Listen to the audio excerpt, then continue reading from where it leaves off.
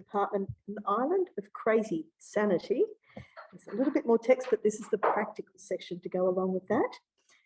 And some of you may already know that Karlin, read that bit. Karlin is a US-born composer and performer living in Launceston, Tasmania. She moved to Australia in 1989 to take the position of woodwind lecturer at the University of Tasmania. After 1997, she taught music education, composition, music technology, guitar, and primary curriculum music. Karlin now works on research projects investigating advanced composition and performance teaching. Rather than listening to me, though, I'm going to hand over to Karlin.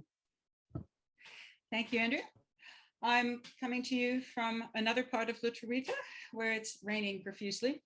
I just want to acknowledge the traditional owners and custodians of this land and the fabulous work that they've done in looking after it for millennia and all the things that we've got yet to learn from them. It's particularly when it comes to being creative and responsive artists. I think there's an enormous amount we have to learn. So pay my respects and commit to keep learning. I'm going to do this screen share of the dreaded PowerPoint, but try not to be too much of a slave to it, so we can all watch as I go in and out of the slide sorter. As soon as I find the screen share thing, there it is, the dreaded thing.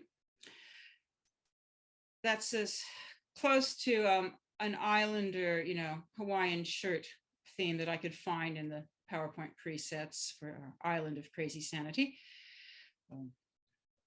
If I cared more, I'd have made it fluorescent and put flamingos in, but I didn't. So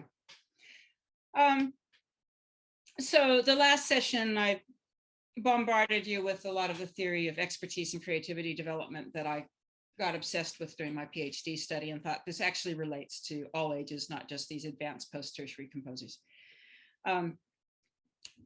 And that's just the abstract to remind myself what this is supposed to be about. So I won't hold myself accountable to that anymore. I think just some of the basic principles that and the reason I'm calling it crazy sanity is that I suppose my experiences as a student and as an educator, I've been blessed to be involved in places where it was that the music department was a haven, where everybody was accepted and you could try things and experiment, and that the teachers actually, were inclined to say yes and maybe how and help you and stuff like that. And it made for a place that where there was a community that looked after each other. And I guess that's what I hope that we can kind of cultivate in ways that also happen to meet enough criteria that you don't lose your job. But just enough. One of the key things I think is honoring that our students know a lot of music and they know a lot about music, and that's it. It's an important part of their lives.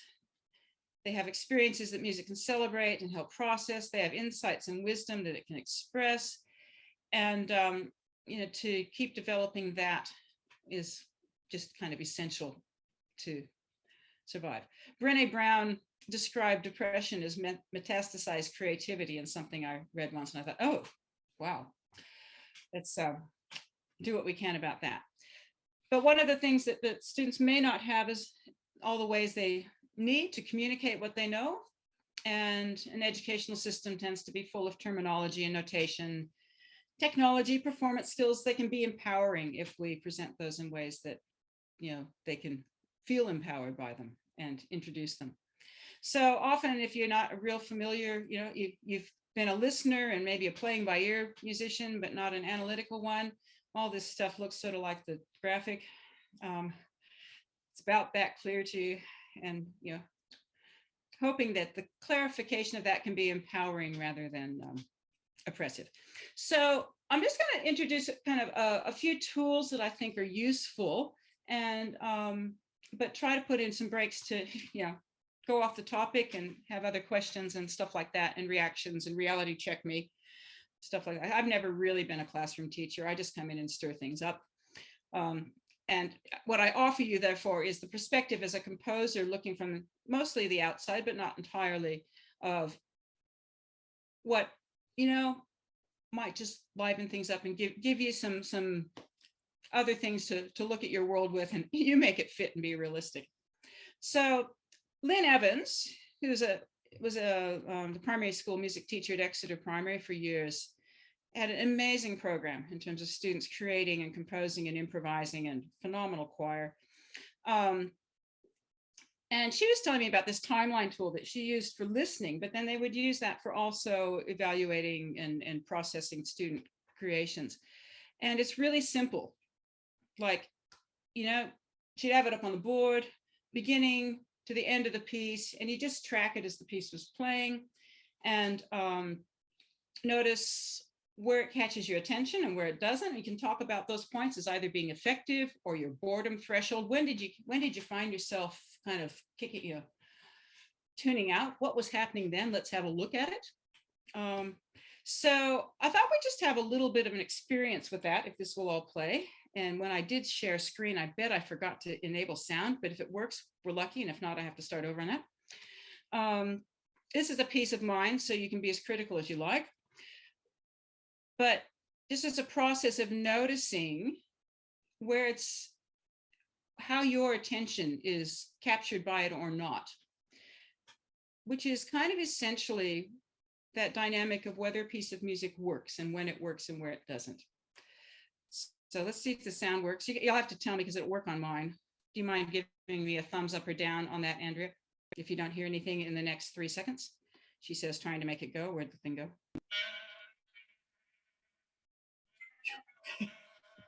It's working.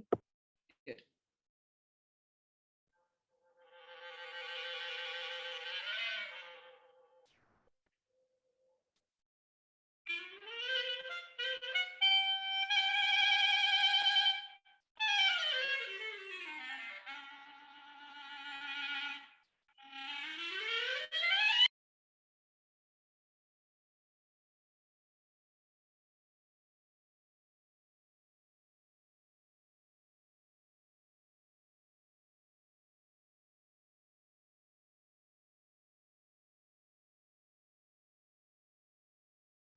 I've just lost the sound, Karlin. I'm not sure whether that's everyone that lost it or just me.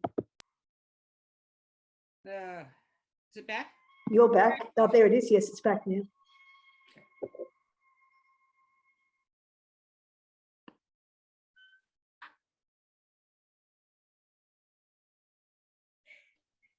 We're about here. No sound? Yes, sound.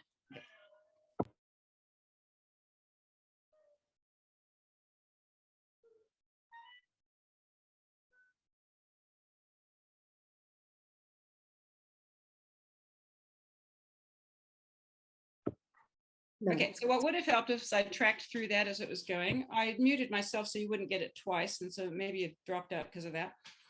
Anyway, it's all good. We got bits of it. Okay. So that's a deliberately kind of abstract piece. What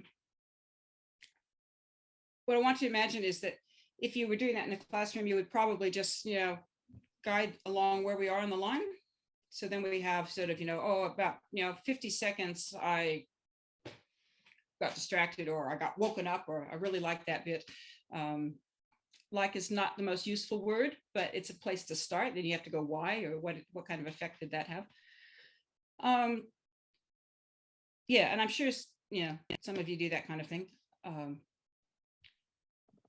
But by having students do that for their listening experiences with music by other people, and then their own, they develop a way of processing time and the energy and intensity of music.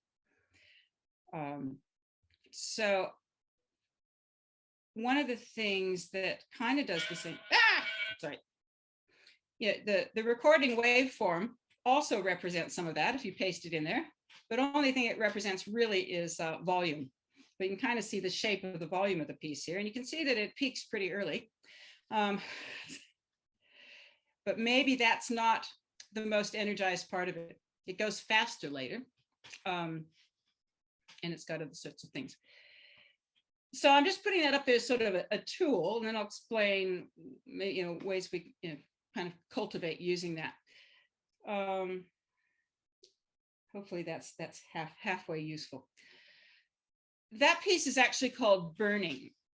So now I'm going to get into that dreaded experience, not dreaded, of the non-musical stimulus task. We may come back to this.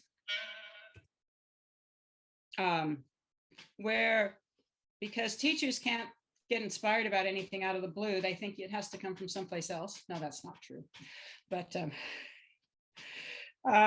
where really just the amazingness of sound and instruments and voices is usually enough for most students, at least certainly the primary and early secondary stage. Sound is plenty of inspiration.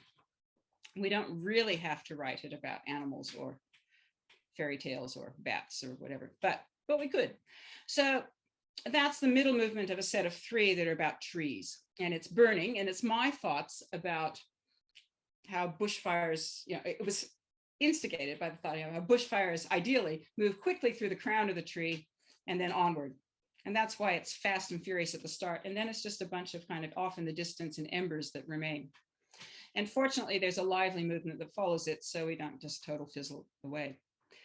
But the reality of writing the non-musical stimulus task is that you mostly realize that in the title and the program notes. You might start with something, but to actually get the piece constructed, it helps to forget it partway. So back to this stuff about elements. I think thinking in terms of elements, sound elements, is really useful for helping students get some clarity about the way that they can work and create and communicate with each other. So I'm going to do just the think out loud, but make you do a bit of it too. Brainstorm. Our non-musical stimulus today is going to be animals. There you go. Thought of an animal? Tough. You have to think about mine. I decided it was going to be a bat. So thinking about bats, if you're going to represent bats, you need to get it abstracted so you don't just do the soundtrack to a story about bats. So thinking your thoughts about bats, thinking about pitch, you're going to go high or low, a wide range or narrow. If you're imagining a particular instrument, which you probably aren't yet, but you might be, what part of the range, the tessiture of it, are you thinking about? Is there harmony? Does it clash? Or does it blend? Is it dissonant?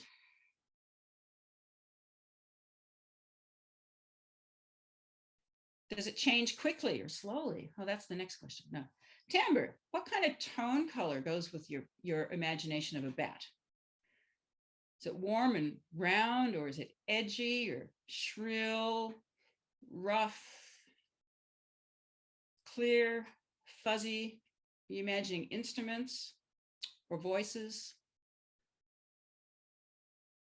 What goes on with time and rhythm? You have long sounds or short sounds. They can be predictable to a beat or groove, or unpredictable, syncopated and funky, or stately. Does a particular meter kind of, grouping settle in your mind? Is it smooth? Is it busy? Is it simple?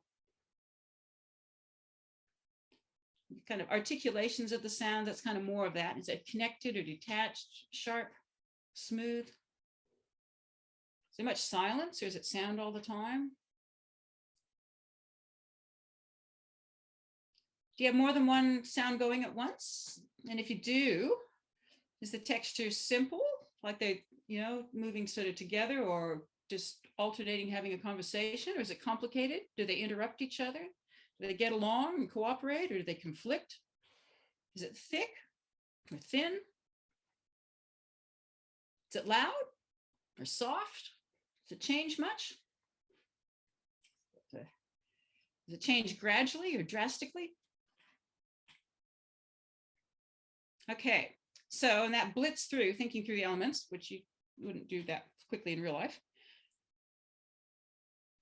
Is anybody sort of imagining some sort of musical possibilities that they might be able to write their bat piece with? Feel free to come off mute if you have. Yeah, you're allowed to share that.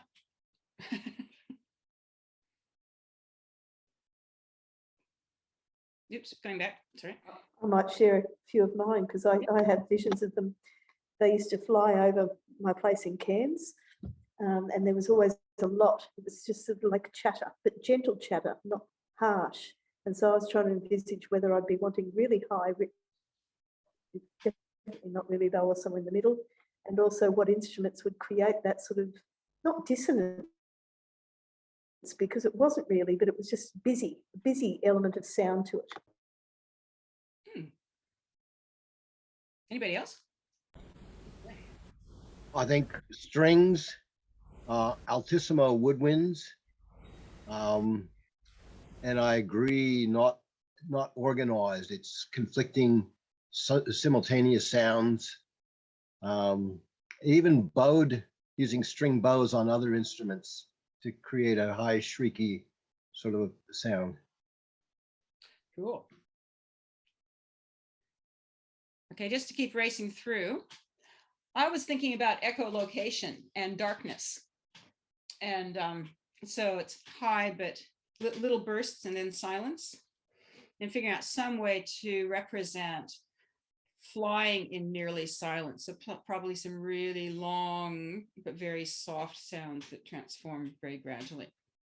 And one of the things I've been playing with for a gig I've got Sunday, which isn't the mountain harp one, is playing my classical guitar through an effects pedal that has kind of a flanger delay, and then getting on the opposite side of the room from it.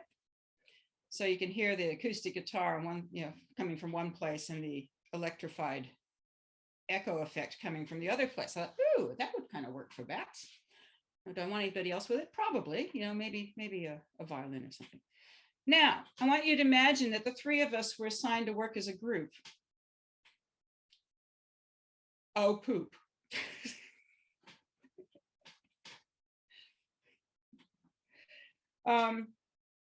So there's some challenges inherent in such things.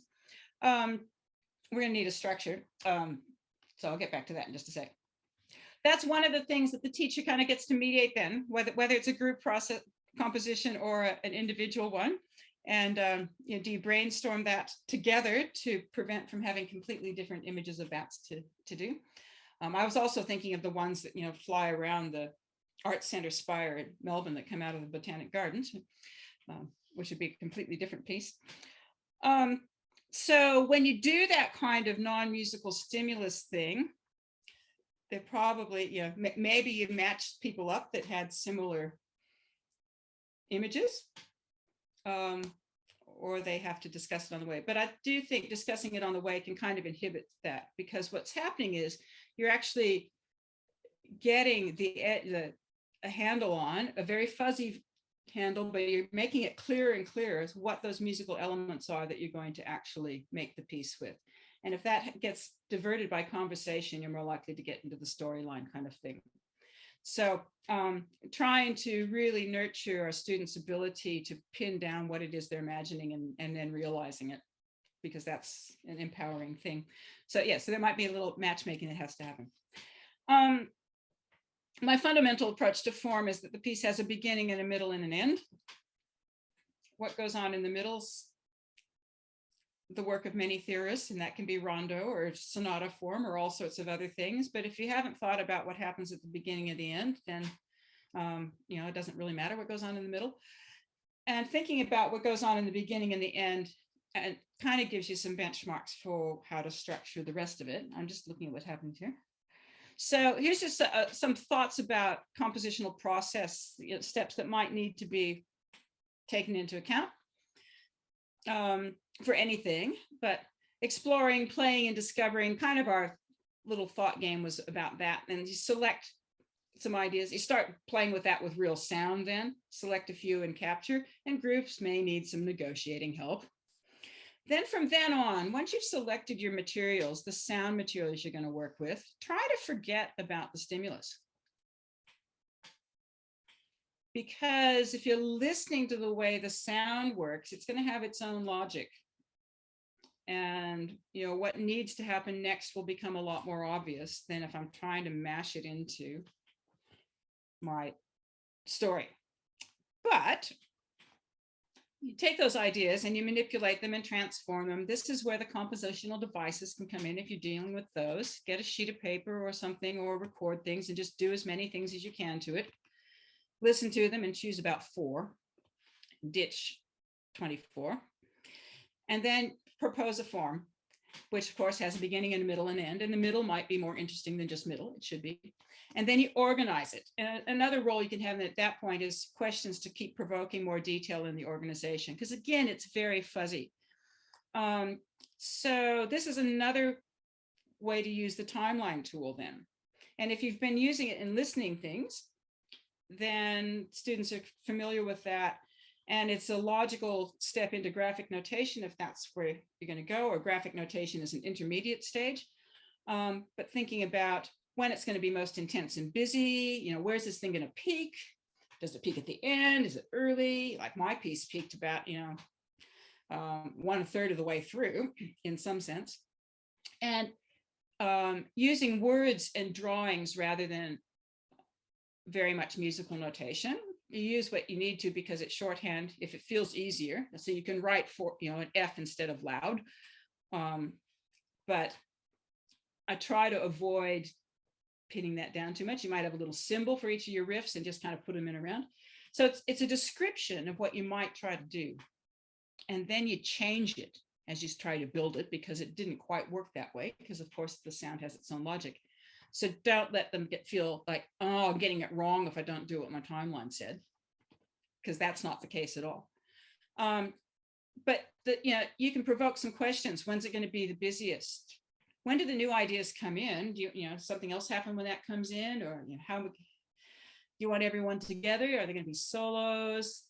And you kind of pace that, because too many possibilities make the piece too long and it gets unwieldy and hard to make work structurally. But you can feel whether they, if they're stuck with trying to make a middle make any sense, then you can provoke with some questions. If they've, you know, worked out what their beginning is and what the ending is, so how are you going to get there? And here's our 4 ideas that we decide we really want. What order are they going to come in? What order do they go out? So that's kind of enough to really get things going. Then the next part of the process is you test drive it and reorganize it. Repeat, rinse, etc. Record if possible if they're performing, because you can't actually hear the same way when you're playing as when you're not. And you can use a timeline listening process during that. When do we feel like it worked? Where does it maybe need a little of adjustment? And, you know, track through that, watching the time, maybe on the waveform, and say, oh, right there. What were we doing then? Maybe we can do that differently. Or that bit was, you know, that was so effective. And then the process of capturing and communicating it, because likely up to that stage, there's a lot of improvising going on. If it's a group thing, do you need to write it all down? Do you need to, you know, what kind of capturing does this piece need? Does it just exist as a recording? Does it just exist as an ephemeral live thing? Or does it need to exist as a notated piece? Does it need to exist, you know, what kind of notation suits its purpose? And sometimes I think that's a role for the teacher to kind of help along, depending on the educational purpose of the task. You might end up doing some transcribing. You might do some conducting. You might find instruments. You might get somebody to come in and actually play or stay on task. Then once you've done that, I think that's the point at when you create the title and the program note that connects it to the stimulus. You do the sales pitch. But up until that part, you're going to just be distracted from the logic of the sound if you try to put your bat story in there. So then, yeah, share it, perform it, record it, listen and reflect. Is it done? Is it good enough? And good enough is good enough. Remember, they listen to stuff that's expertly produced. So that's something you have to learn to identify as when it's good enough. And then, yeah, revising if they want to. With revision, I think it's wise probably not to revise things that don't work. but revise things that they like that are worth extending, that they think are worth extending. And if it didn't work well, then you have a new task instead. That's just, yeah, feels a whole lot better. Okay, so before we jump into the assessment minefield, the reason I put that one up there is because I think it links to a lot of the theory about expertise and creativity development, that it's those kind of thought processes and that kind of clarification and empowering of your thinking. And I realize that this is probably the sort of thing lots of you would do anyway, but here's a moment for responses and reactions. Unmute. Or chat. Somebody had bad news. Otherwise, I'll talk again. We've become very quiet, haven't we? Hey. Okay, maybe press on. Well, we'll do that. So I think it's really, if we can look at the tricky world of assessment, with the teacher's role is to protect intrinsic motivation. And it's really not to use it as a carrot and stick any more than you absolutely have to. For the most part, assess the process. I think it's quite a ways down the track before you assess the product. And probably that happens somewhere in senior secondary for people who are experienced. But that needs to be a fair ways in, I believe. Design rubrics that are about reminding the student about aspects they might have forgotten to attend to. And I think that's one of the things that some of the composition criteria have been in various state curricula have been good about. If you go through that as a checklist to make your piece better, say, oh yeah, I forgot to look at that, or maybe I should pay attention to that aspect. Focusing on strategies more than products. And, in terms of your assessment of what they've done overall, consider the sketches and incomplete works, because that's a big part of a composer's practice. Things that you rejected for good reason is an evidence of wisdom, perhaps. You can have discussions using that timeline sort of strategy. I said the thing about revision. I wanted to tell you a little bit about a technique that Michelle Kashup and Janice Smith did. Now this reference is in, I'm trying to get this over camera. Is it backwards? Mine's no, that's perfect. And it's right on camera now. Oh, good. I can actually see what's going on here. Michelle Kashup and Janet Smith. It's not a 2009 book, it's US, but it's very much from a composer's perspective. And I just find as I read this, that if nothing else, it resonates with the way that I've come to think about a lot of this. And she's got I think a rather clever approach for assessment with group compositions. So say if you've got a 3-person group, they take a piece of paper, fold it into 3, so there's 3 panels, and each person in the group writes what the other person, their own and the other person's contributions to the composition were. Fold it up so you can't see what it is, give it to the teacher collates that, and then feedback to the students comes from it rather than directly. So there's some distance and anonymity. You can also find out who thought they were doing a great job and were actually not, or vice versa. So they know what their contribution was more internal perhaps to them than it appeared on the outside. So it gives you a bit more information. And so that's very much about process, but I think that's got a lot of potential to give constructive feedback that's not embarrassing.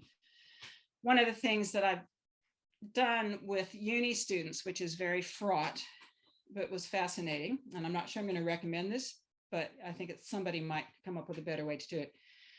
I had a guitar skills class within 1 semester, from nothing to useful in your classroom. And one of the things I had them all do was write a song and record it. And then, which was just learning curve, steep and a half for everybody. And many of them were not the least bit comfortable with singing. And then I played all the recordings without identifying who anybody was. And the only person who ever felt bad about a song during the playback was the person who wrote it. So if they could actually hide their blushing, no one would know. And they all got really good, comments and compliments and reinforcement afterwards. And I think that if we'd managed to be able to do that, say, another 2 or 3 times, that they'd have settled into being more comfortable with it. But these were 20-year-olds who have all the paranoias of being 20-year-olds. So there could be a place for some, peer anonymity and anonymity and feedback that way. Now, come on thing, where's the arrow? There we go. Technological tools there's amazing things that we've got available now. And this is just a tip for, I think, if you can manage 2 lessons instead of 1 to introduce it, to learn the technology on a non-original project.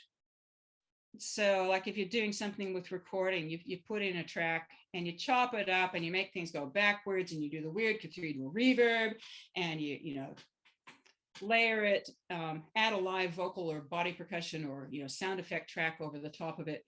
So you're doing all the things that you'll want to do on your need to do on your own piece, but without risking damaging or losing your idea. And you can make that be pretty bizarre. But the more bizarre you've gone with it, the more things you've learned how to do. So learn how to pan things, learn how to balance them, learn how to, chop up, move things around. I think the same thing should happen with notation software, that you start with an existing piece of printed music and you put it in. And then mess around with it and transpose things and put it in a different clef and a different instrument and hit the transpose button in the landscape one or whatever. Try putting on the slurs and the ties and the accents and change the volume. And what does that do to the playback? And certainly if you're doing any MIDI play in or sing in with some of the, vocal to MIDI devices now, do it with something that you know what it's supposed to look like. So you don't put in something and say, gee, I didn't know I could write such complicated music. Learn how to quantize and set it up. What that does is you've mucked around with something else. You've learned to drive the power tool. You've had a great time putting, sawing up stuff in the backyard before you actually wreck your own bookcase. And if you can include something they might just have to look up, find out where the manual is and how to get to the index, that doesn't hurt. So that's to protect your ideas. Then when they need to put their piece into one of those programs, they're not going to lose their idea because they were looking up something, asking their friend how to solve this problem because they didn't look at the manual. But even so, looking at the manual would still divert you. And the process of learning the tech on the non-original project also is likely to stimulate some ideas for the original project in a way that doesn't have any pressure. But you've played with it and like it or not, you're probably starting to imagine something you could do. So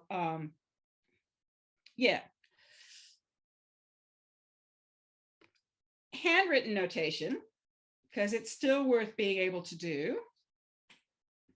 You can do a little bit of a hunt for those things that make our notation look like we're only 8. And you don't know why your notation looks dumb. So, just looking at that excerpt there, which is a Sibelius, fuzzy Sibelius bit from a piece of mine. So copyright's okay. What shape are note heads? Guess what? They're not circles. How long are stems? If you can measure them in intervals, if that's meaningful rather than millimeters, you'll notice that if they're not attached to anything, they tend to be an octave in most fonts. But if it goes way below the staff, it makes it all the way up to the middle. And the length is by the one that's got to go the farthest. So there's always a lot of stem. The third bar in the clarinet part, the top bit, I think the A and the G stems are a bit short, but looking at the size of accidentals, they're bigger than you thought. If you measure those in intervals, they tend to be a seventh. Everybody writes puny, sharps, and flats, and then their players can't see them and they miss them. So you write huge ones. The angle of beams is never as steep as you think. So that just that little sort of detective task can be enough to, if you get those things, just those 4 variables, your handwritten music starts to look more real. And I'm sure there's other ones. All that stuff that we had to do in the theory books about learning to draw treble clefs, that actually isn't really nearly as important. If you've got some sort of squiggle on the end, people realize it's a treble clef. But if your sharp is only a third high, you're not going to read it. So, yeah, okay. Thoughts, reactions? I'm going to jump into songwriting next. So, Karlin, just from my point of view, certainly there's been a couple of like little checklisty things you've had during this PowerPoint. Is it possible to provide that file to us to share with people through the website certainly, after the talk? Yeah, if you could send it on to Paul, because certainly there was 2 checklists that I thought, oh, that'd be really good to have those handy at times. Okay, yeah, absolutely. Thank you. Yeah. Thoughts, reactions, objections, improvements? All right, songwriting. What do they know? Favorite songs, common chord progressions. Guess what? You can write about 10 million songs with 1, 4, 6, and 5 in different orders. And many people do slap a capo on and it's a new key. And, but it works. So I think to empower our students, it would be wise to ensure that they're all equipped with the ability to do something with chords, whether that's keyboard, auto harp, ukulele, guitar, that they can play them themselves quickly. Be able to do a melody, ideally singing, but if you're in a stage of life where that's not comfortable, on something. And then convey rhythm and style. So I also think that they should all either play drum kit or beatbox. There's some good sources for simple beatbox patterns. Mel Webb's website, bouncing cats, baboons and pigs are beyond patterns, that have these sort of word-based ones that are easy to start to get different styles. And once you've done a few of those, then you can convey your own style with a bit of beatboxing, and that just communicates what you're trying to do. So vocal percussion. I personally think that those things, chords, melody, and rhythm, or percussion, are probably more important than being able to navigate woodwinds, brass, and strings. Not an objection to that, but to empower kids to communicate their own creations from the world they live in. Let's make sure that they get that, Okay, so there you go. Sermon 1, because that helps with other kinds of music as well. So I'm going to just go through a little demo of something with the lyrics first option. Now, that's not necessarily how songwriters create. A lot of them will go chord progression first, and the melody and lyrics may come out of that. I think, but I'll go with this because that's the kind of thing that does tend to show up in tasks, in curriculum things, and just an approach to getting there. So I'm going to, apologies to everybody who's been through this before, not really. I'm going to go with my favorite demonstration poem. This came off a coffee mug and it's used without permission because I don't know how to get permission on it. But I like it because it actually works in a whole lot of styles. So your mission right now is to read that to yourself 5 times at least, and notice what's starting to emerge as a melody and style and rhythmic feel for it.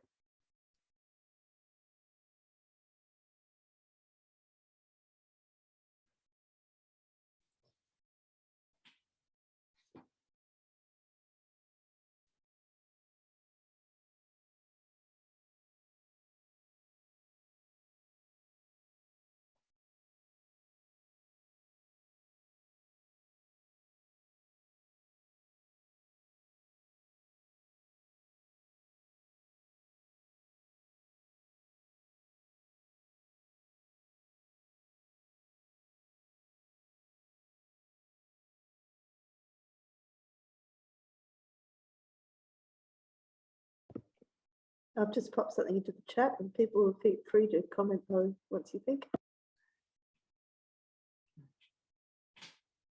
Yes, that's right about Mal. Mhm.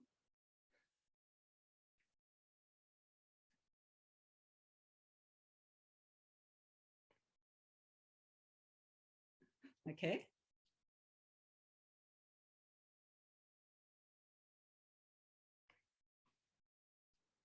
So again, we're coming up different. So beware it being a group project. You could group project this one if the groups, and this is something I did with my guitar class student, that the group helps make the other person's song happen, but they don't co-create the melody or the chords. So they would help perform it or maybe help with the arrangement. But one person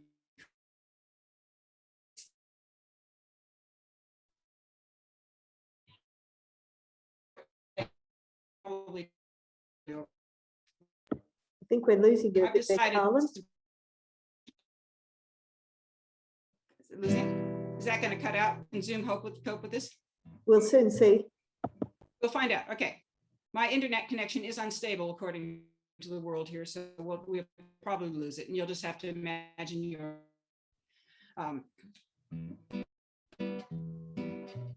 love to eat them mousies, mousies what I love to eat. There's a word missing. Bite they little heads off, nibble on they tiny feet. Love to eat them mousies, mousies what I love to eat.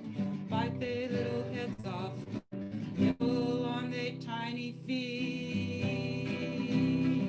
Love to eat them mousies, mousies what I love to eat. Bite they little heads off, nibble on they tiny feet. Bite they little heads off, nibble on they tiny feet. Bite they little heads off, nibble on they tiny feet. Okay, horrific. Can't believe I left the I out of that. That's really, and yeah, I'm glad it doesn't matter. Oh, thanks, Jenny. Yeah. Okay. But it's been interesting because I've had people do it opera style, rap, funky, waltzes, so just to show that there's an enormous range for what could happen with that. And that's a good, I think, objective when you're selecting text, if you do have to do that kind of thing. Make sure you can do it a few different ways. Because if the student doesn't imagine it in the style you know works, they might have more difficulty. This one will work. One of the things that I was trying to model there, and see, I could have practiced this, but I didn't, was that then in the form of a song, you can actually change the harmonic rhythm. Oops, there's the wrong thing. Did I do this somewhere? Okay. So songwriting form starts simple. It's got an intro, verse, chorus, center, and an ending. Think about those. And then for the different parts of it, can contrast just the rotation of the chords in the chord progression. If you're only using 3 or 4, just switch which one's first. And then change the harmonic rhythm. And I think this is a really good concept for students to kind of get the hang on, that you can go twice as long on each chord, or you can go half as long on each chord, or you can mix that up. So it's not always, the same rhythm to it. And that's a really quick way to make things sound a lot more interesting. So that's one of those things that I think is quite empowering fairly quickly. Understanding chord progressions by the numbers, Roman numerals in the scale, makes it possible to transpose easily, makes it easy to manage life with the capo and play with other instrumentalists, and recognize how many songs you can actually play now that you can spot 1, 4, 6, and 5. Okay, there's another, geez, I was doing this quickly. Rhythms is spelled very badly there at the bottom, sorry. Just some little tricks about writing it down. I also print out the lyrics with about triple spaced. And then once you've got your melody in your head, you can mark where the strong beats are, which might well be the beginning of bars. Other beats, start to put in rhythms if there's 2 notes in a beat, up and down on the pitch, or if it stays steady. If you've got the solfege skills, you can start putting those in, or at least notice when it comes to a note that it's resolved. Put note names in if you think that way, but get as much as you can on the lyric sheet before you go to the music stave, and certainly before you go to the computer, because to start anything on the computer, you have to have decided what meter and what key it's in. And you may not want to make that decision yet, which is a really good reason to be able to cope with handwritten music. But the lyric sheet can be, quite full of information before it transfers. And I do that with all of the writing I do for voice, that it starts there and it takes, it gets pretty complete over the words before it moves to the stave. And that way they can capture what they can, and they don't have to do it in the order it really occurs. So I'm not sure what the rhythm is here on this line, but I know that one, that's on the beat, and it's the home note, it's do or whatever, and I can put that in. So don't have to have it in order. So anyway, that seems to kind of help. There's one other little task thing that I pulled out just because I think it's another way to engage that's empowering and helping clarify things. So making up your own beats and pads from found sounds. So you've done your recording, editing, learn the tool thing, learn what goes in the beat from a live drummer, or, and look at how drum loops are constructed. That's a little prep stuff. And then go record found sounds to fill the holes. You can enter that into a grid in your digital audio workstation or whatever one you're using, and put the effects and stuff on it. Now, this is a little bit political, because I think that you could probably, particularly like in a primary school and maybe secondary, maybe even beyond, you could start creating a library of these for the school, for students to use in their presentations and stuff, rather than getting as an alternative to the free stuff to download off the internet. And it just makes your music program relevant in yet another way. It might not go into the official school marketing materials yet, but media needs content. Let's have it be us. So I'm just going to show you a little demo that I did. This is really horrible. No, it's not really horrible. It's kind of horrible. I'm going to share a different thing. I did it in Audacity because it's the recording program I hate the most. I find most difficult to do this kind of stuff in, but it's free. And what I did was I recorded salt shaker sitting at the table and banging on the table. And I don't know what I did, the pepper grinder. I think I just thwacked something else with it. And then to build the beat out of that. And that's what those top 3 lines are. Now I could play hopefully the sound will work on this. Because I forgot, I'm going to stop the share and make sure the sound works. Sorry, let's just try this, because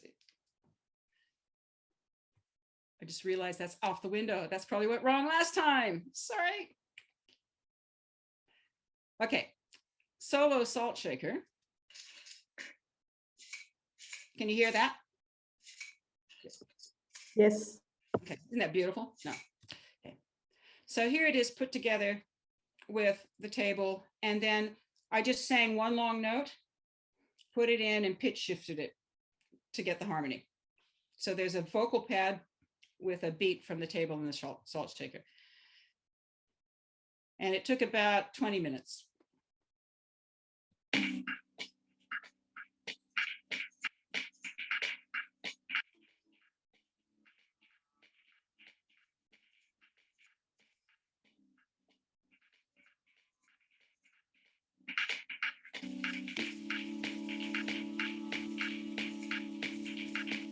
Okay, enough of that.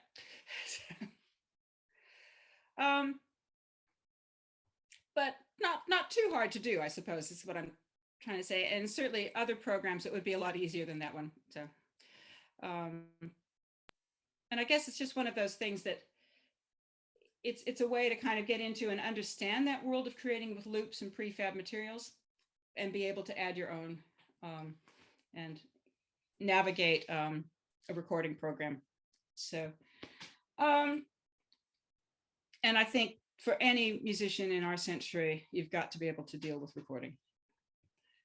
So as far as expertise and mastery in this creative world, the most, if possible, opportunity, not necessarily class tests, for lots of practice and reflection people that care about it and talk about it, developing their precision in noticing and articulating what they've noticed, share hunches.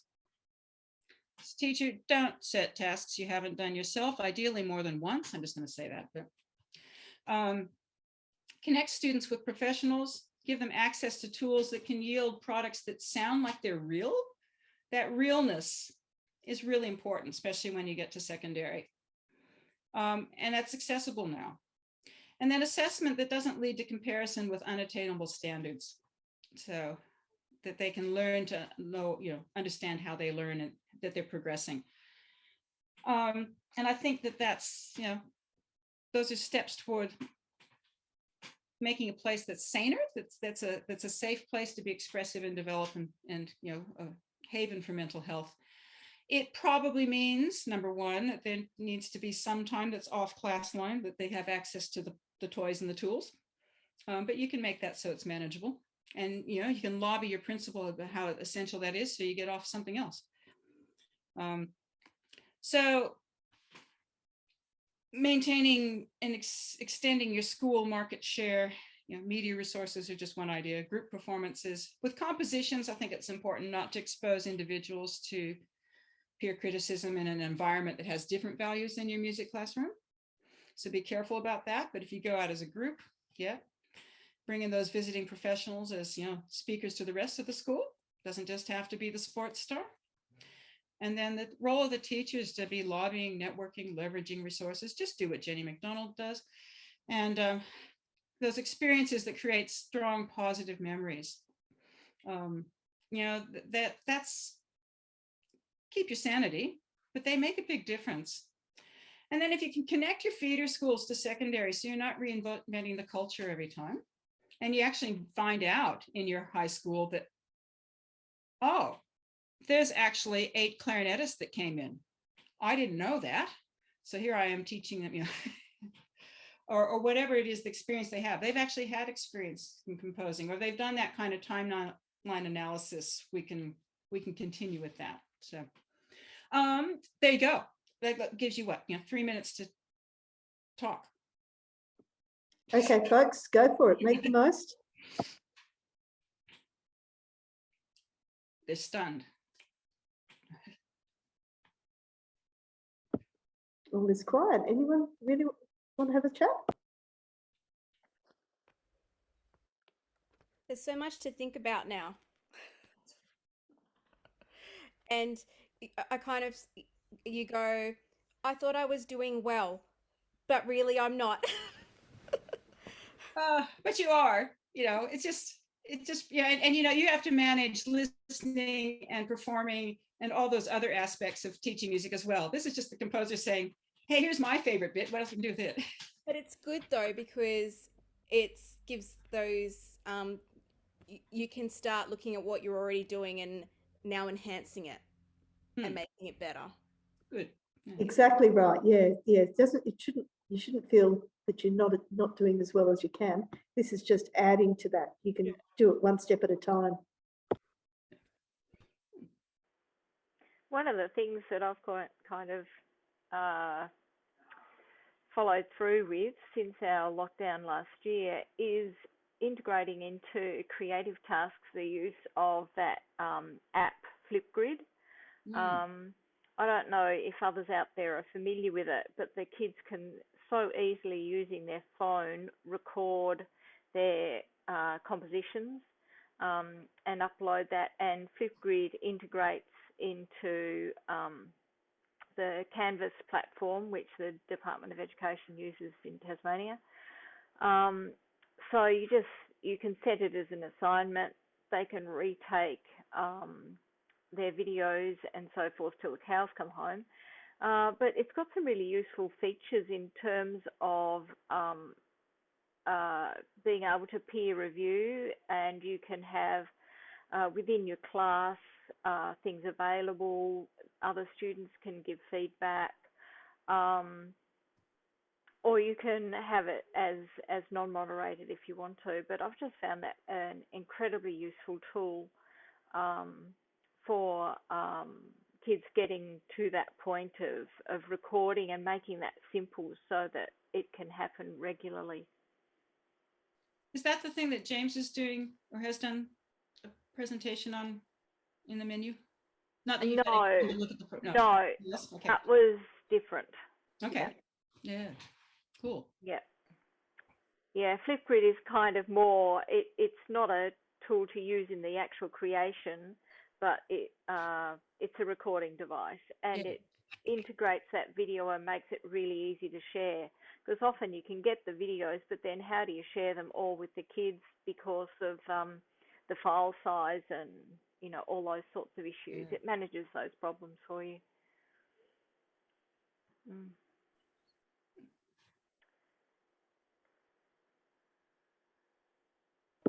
I'm just seeing that, yes, Jessica already uses it in drama, but I can't see any other questions at the moment. Anyone else like to pitch in on this?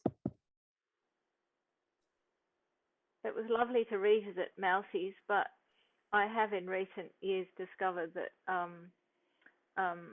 with the number of vegetarian and vegan students within classes, it's a little bit problematic using that one now. Yeah, I haven't actually used it with students since for a very long time. Yeah. I have a really great one about getting sick on the Bass Strait Ferry that I was going to use, but that does bring up a point that I was going to just address briefly, which is that whole balance between being silly and being meaningful. And I think that sometimes when you're introducing new things, silly is a safe way in, but then to have scope for being meaningful, being expressive, so that, you know, it isn't just trivial, it isn't just silly. So that's something to balance, and I think make sure that there's scope for, because sometimes humorous makes it feel safer, but it can also make it feel like it's dumb. So yeah. Diana was just making a good point too, with the technology, making sure that the kids feel safe or not safe, comfortable in how to use the technology before you then ask them to be creative with that technology. Yeah. Huge. Yes. And I because I introduce MuseScore again because it's free to my primary classes, upper primary classes, and yes, that's that first step of just finding their way around it, understanding how it works. Then you can start to really play with it. Yeah, I think we have to remember all of those things, those tools are their own learning curve, and they're part of the creative process. Yeah. Well, the time is nearly past, so Karlin, are you happy to wind up? Certainly am. Yes. Thank you for showing up and asking questions and putting up with it. Thank you so much, because certainly, as I said, we'd love to see some of those lists and things that were in that, if that's all right. So if you email them through to Paul, we'll upload them to the site, to the session, and that way people can go back and reference that later on. Sure. Yep. All right. All good. And feel free to contact me if you want to have any further questions or arguments or whatever. Totally. And remember, everyone, where the session is, you can click on the link to Karlin's email straight from there. So that's a nice, quick, easy way to go. Have a great afternoon, everyone, and thank you for attending. Thank you.